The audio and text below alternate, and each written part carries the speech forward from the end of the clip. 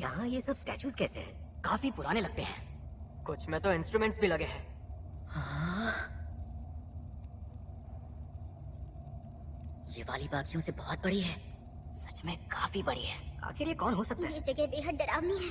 मानना पड़ेगा, यहाँ एक भी दानव नहीं है। सही कहा, यहाँ एक भी नहीं दिखा। ये क्या है? एक जादुई घेरा? मिस्टर सॉन्ग, यहाँ पर देखिए कुछ लिखा हुआ है। प्राचीन लिपि में लिखा है क्या? चलो पढ़ा जाए। गार्डनर मंदिर के जरूरी नियम। पहला नियम, देवता का सम्मान करो। दूसरा, उसकी तारीफ करो। और तीसरा, अपनी भक्ति को साबित करो। वो जो बड़ी वाली मूर्ति देख रहे हो ना, उसकी आंखें हिल रही हैं। ऐसा लग रहा है जैसे वो हमें ही देख रही है। हाँ? जो भी ये ऐसा नहीं हो सकता, तुम्हें गलतफहमी हुई है। वो जिंदा नहीं बचेगा। अरे, ये दरवाजा तो बंद हो गया। हाँ, पर क्यों? तो क्या इसका मतलब हम सब यहाँ कैद हो गए हैं? मुझे इसी बात की चिंता थी, पर तुमने मेरी बात नहीं मानी। अब भुगतो नतीजा। हमें यहाँ तक आना ही नहीं चाहिए था। मैं जा रहा हूँ। तुम्हें खजाना रखना है तो रखो, पर मैं अब यहाँ नहीं रुकूंगा। जा रहा हूँ मैं। वहां से हट जाओ।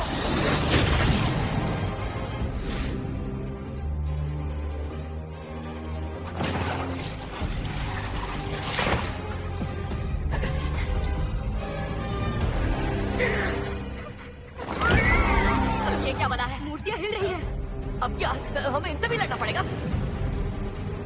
जो इंसान अभी मरा है, क्या वो डी रैंक का हंटर था? कुल मिलाकर वो मुझसे और मेरी ई रैंक से काफी बेहतर था। फिर भी वो एक झटके में, एक पल में मारा गया। ये सब क्या हो रहा है? इस तहखाने को डी रैंक का होना चाहिए था। इस तरह की कोई चीज नहीं होनी चाहिए थी। अगर ये मूर्तियां हिल रही हैं, इसका मतलब है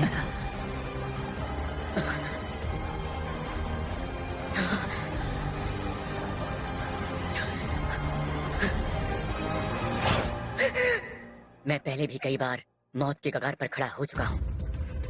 अपनी पहली रेड में मैं मेरे साथियों से अलग हो गया था और फंस गया था।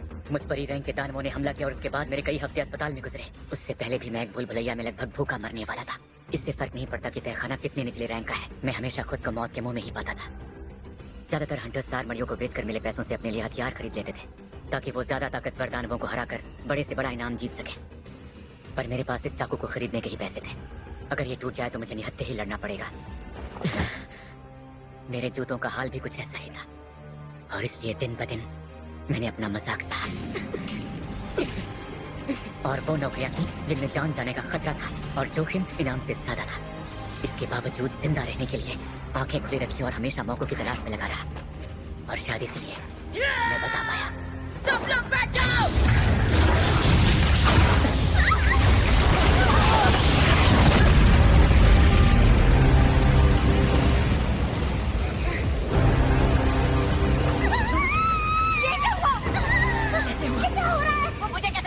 तुम सब ठीक तो हो ना? हाँ, मैं ठीक हूँ। क्या तुम ठीक हो? ये क्या हो रहा है? ये क्या हो रहा है? यहाँ पर हो क्या रहा है? ऐसा कैसे हो सकता है? हम फंस चुके हैं। हम मारे जाएंगे। हम सब मारे जाएंगे।